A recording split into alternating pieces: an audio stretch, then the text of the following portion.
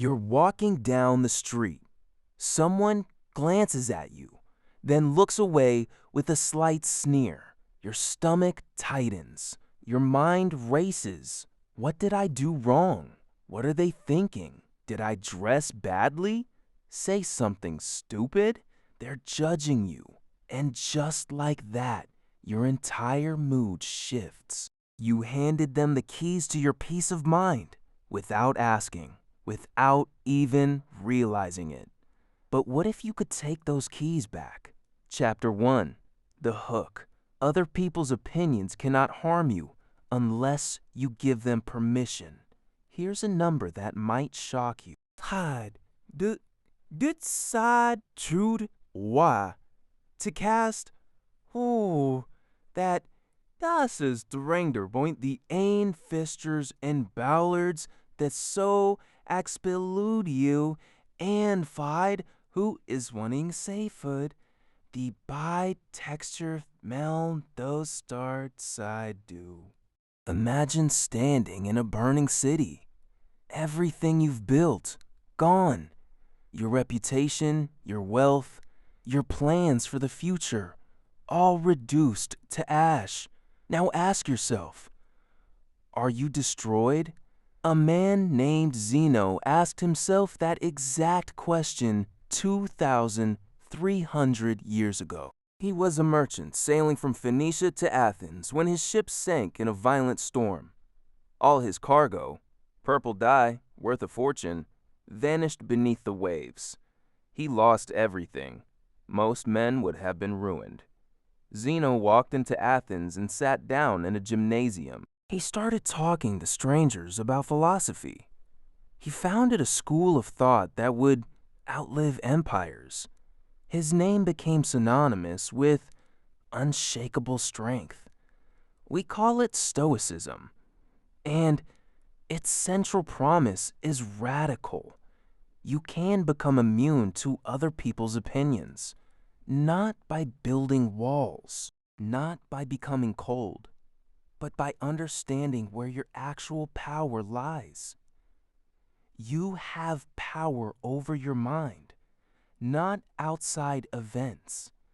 Realize this, and you will find strength. This isn't self-help platitudes. This is a 2,000-year-old operating system for human resilience. And it works because it's based on a truth most people spend their entire lives avoiding. Chapter 2. The Foundation. The dichotomy of control is the foundation of Stoic freedom. Epictetus was born a slave. His name literally means acquired. He was property. And his master tortured him so brutally that Epictetus walked with a limp for the rest of his life. By all accounts, he had every reason to be bitter, angry, broken. Instead, he became one of the most influential philosophers in human history. How? Because Epictetus discovered something most people never learn: the difference between what you control and what you don't. The dichotomy of control. Within your control, your judgments, your choices, your character, your responses. Outside your control, other people's opinions, external events, your reputation, the past, the future. Some things are within our power while others are not. Other people's opinions? They're not on your side of the line. You cannot control what someone thinks about you. You cannot control whether they respect you, admire you, criticize you, or ignore you. But here's what most people do. They spend their entire lives trying to control the uncontrollable. They shape their words to please others. They suppress their authentic selves to fit in. They make decisions based on what people might think. And in doing so, they surrender the one thing they actually control: their own character. The Stoics called this slavery. Not the legal kind, the psychological kind.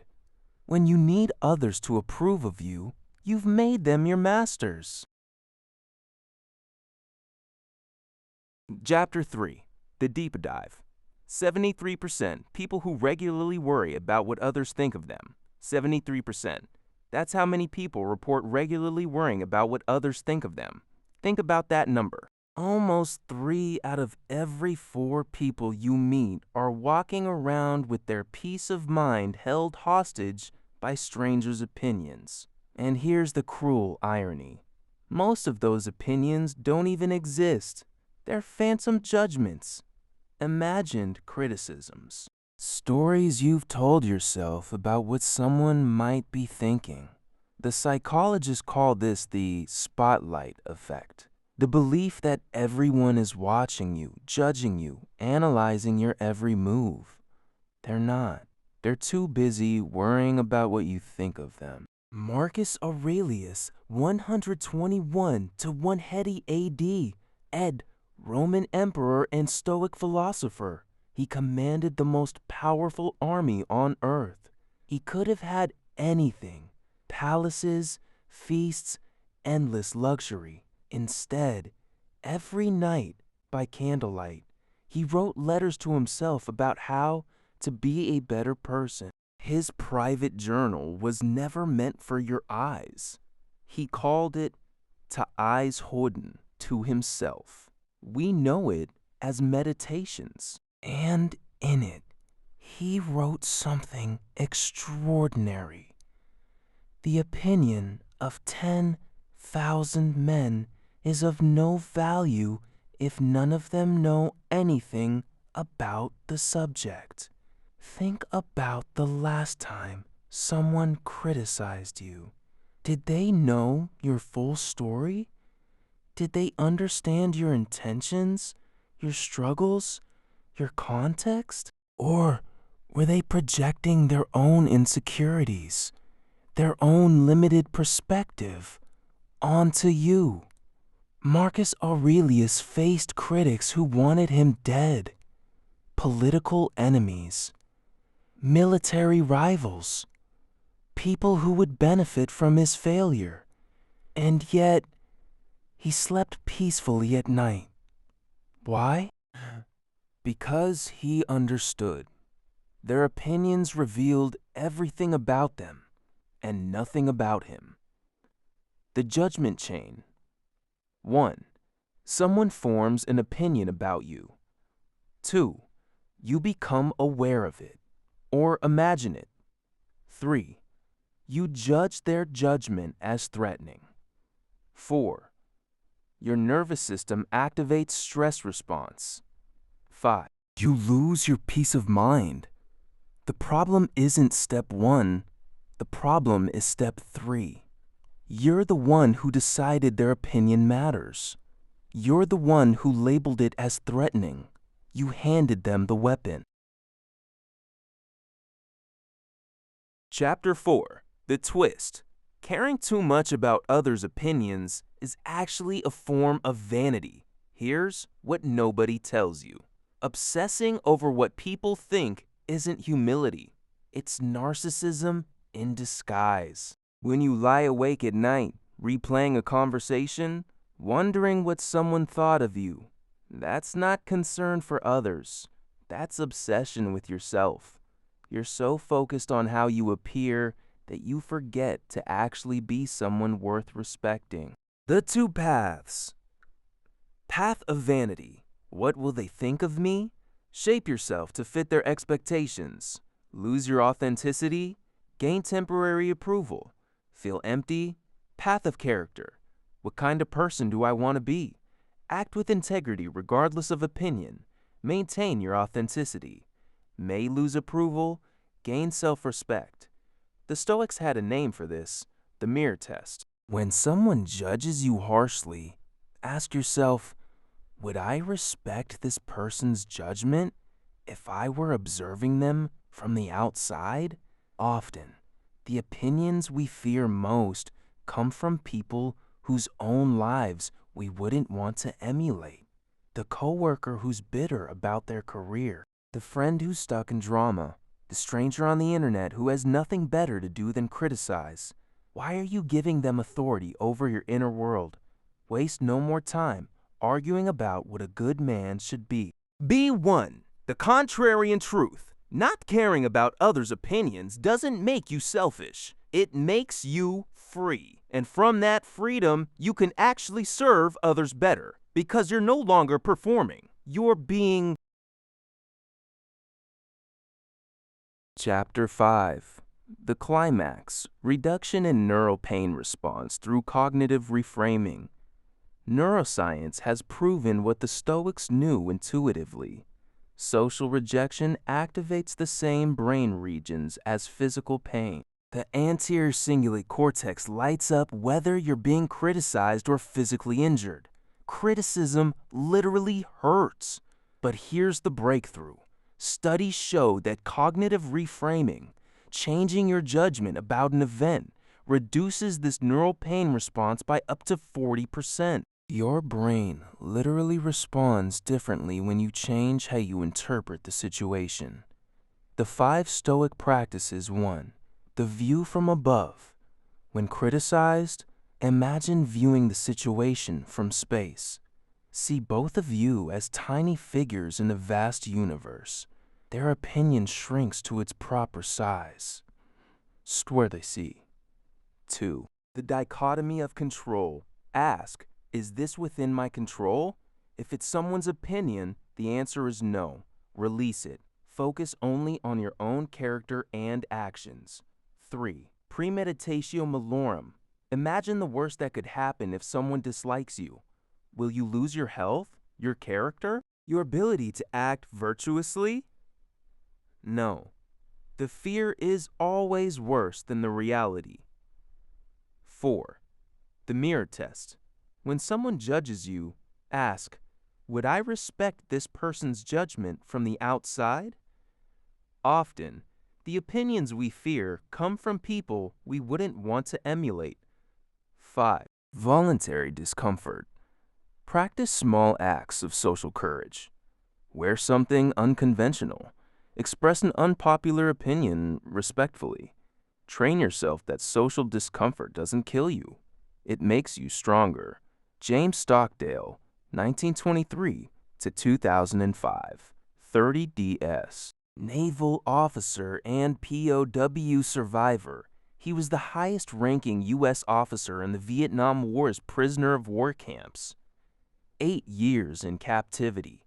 Tortured over 20 times. His captors controlled everything. His food, his sleep, his body, his freedom. But they couldn't control his mind. Stockdale credited his survival to one book, Epictetus's Discourses. Specifically, this teaching, I must die, but must I die groaning and complaining? He controlled his response, even when he controlled nothing else. That's the Stoic promise. No matter what happens to you, no matter who criticizes you, no matter what they say, you retain sovereignty over your own mind. Stockdale later said, I never lost faith in the end of the story. I never doubted not only that I would get out, but also that I would prevail and turn the experience into the defining event of my life, which, in retrospect, I would not trade. That's the power of opinion independence. Even in a prison cell, even under torture, even when the whole world is against you, you are free. Chapter 6. The resolution.